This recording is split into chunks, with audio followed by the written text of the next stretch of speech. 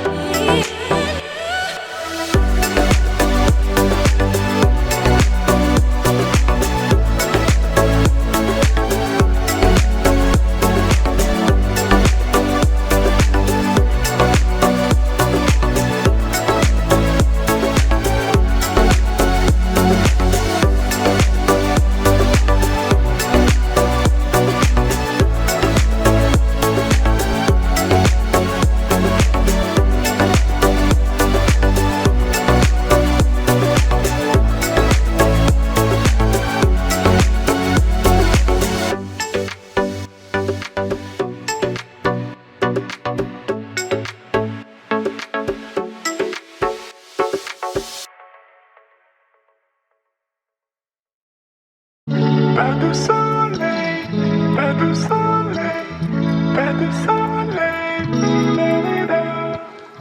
pas de soleil, pas de soleil, pas de soleil.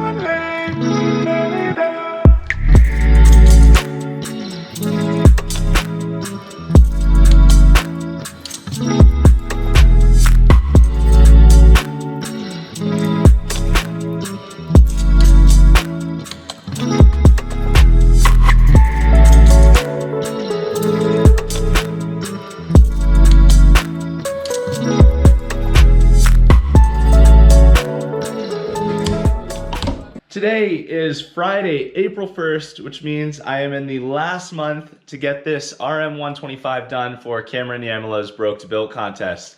Still have a lot of work to do, but I believe I am on track and should be able to get it done. My goal for today is to have this engine completely built and in the frame. Still have a long way to go, but I believe I can get it done. Step 1 here is going to be getting the inner clutch cover ready to go. Just need to install some seals, bearings, and the water pump, and then get this installed on the engine.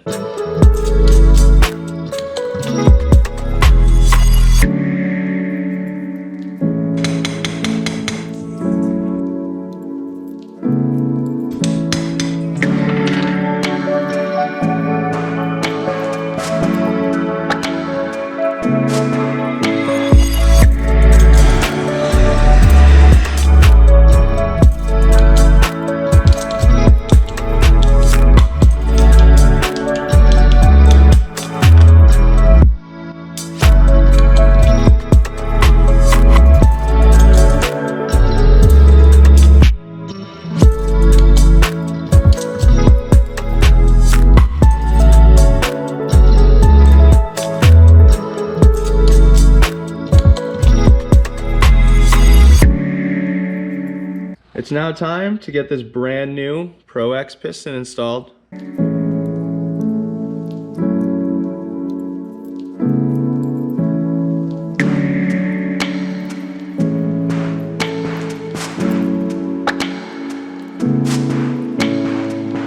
Pas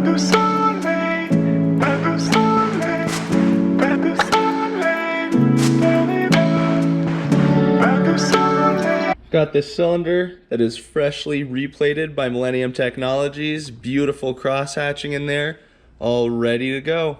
Just put some 2-stroke oil on the piston, and now just getting some oil on the cylinder so that this all slides on smoothly. Almost forgot a new Pro X gasket. That would have been an issue. I almost forgot these locating studs as well. They were hiding in a bag in the bottom of my parts bin. But we're all good there, got those installed.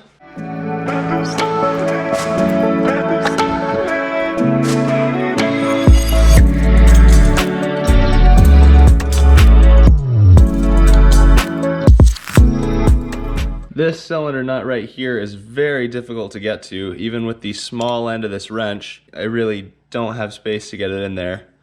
I might just try grinding my wrench down a little bit for this. With this end, I can get a quarter turn here and there, but then getting any more is very tricky, so getting any level of legitimate torque on this is going to be pretty difficult. A lot of these are hard to get to, but this is particularly the most difficult one I've seen in terms of lack of space. I might have to go ahead and sacrifice this 12mm Pittsburgh wrench and grind the end off of it.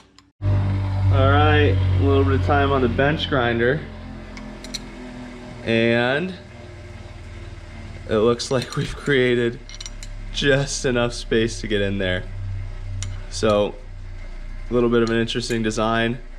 We're definitely not going to get this torqued to spec, but very rarely on a cylinder do I get all of the bolts torqued to spec. Even with a crowfoot here, it wouldn't really be possible because there's just not enough space. So I'd actually be interested in seeing what the tool is that Suzuki recommends for this job, but it'll work. Generally with cylinders, you just give them a good crank and don't have too much of an issue. I'll use the bolts that I can get to with a torque wrench to get a good idea of what that torque feels like, and then just go ahead and finish it off with a normal wrench. And torque is 18 foot-pounds, which is not too high. So we can get to these two right here with the torque wrench. And then this guy, I already did a pretty good tightening on, but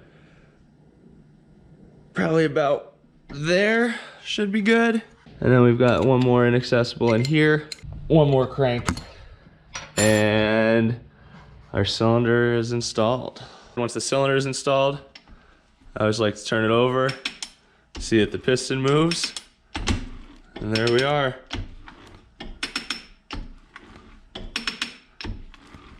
Always satisfying. The engine is getting very close to complete. I just cleaned up and reorganized everything so that I've got a good baseline of what's left to do. I just put the power valve components in some degreaser. I'll need to get those cleaned up and installed. In the meantime, I need to get the cylinder studs reinstalled onto the cylinder. And then I can go ahead and get this beautiful new Phathead Racing cylinder head installed. Luke does an incredible job with these. He does custom etching as well. You can pick any font. I got my initials on this one. Initially, I'm going to use the stock compression dome in this head, but Luke also sent me a high compression head that I can run with race gas to make this bike even faster.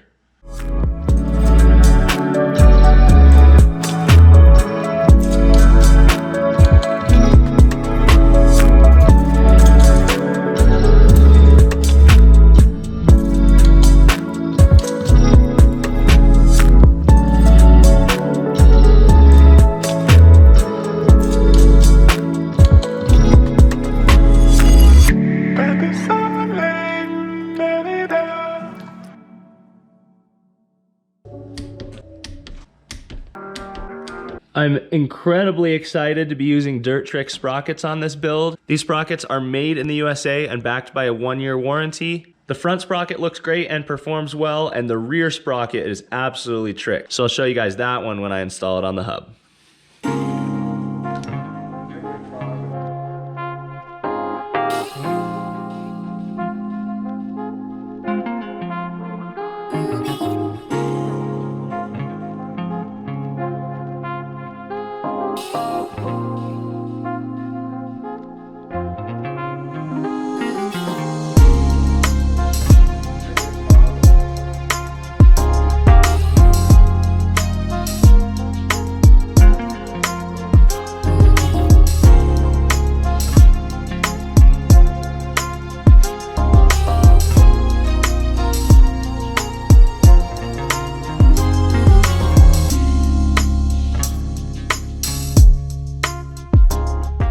am going to have to call that the end of episode 7 of the Suzuki RM125 build. I wasn't lying. I wasn't lying in episode 6. While you guys were watching episode 6, I was sitting here furiously editing episode 7, and I've still got more footage. Episode 8 will be coming shortly. I promise that in the next episode, you'll see the engine and the frame. There's your sneak peek. Episode 8 coming soon. If you guys enjoyed the video, please click that like button and also subscribe. I was looking at analytics and I think 2% of my viewers are actually subscribed. So if you guys want to stay up to date with my content and not miss videos posted in the build series and other content, please click that subscribe button. Again, give me a follow on my new Instagram account, Kincade Builds Bikes. There I've been posting updates on the bike and progress, little sneak peeks, so you can have a little look at what I'm doing before it ends up on YouTube, as well as other bikes and projects that I'm working on. All right, that'll do it. Thank you guys so much for watching, and I will see you soon.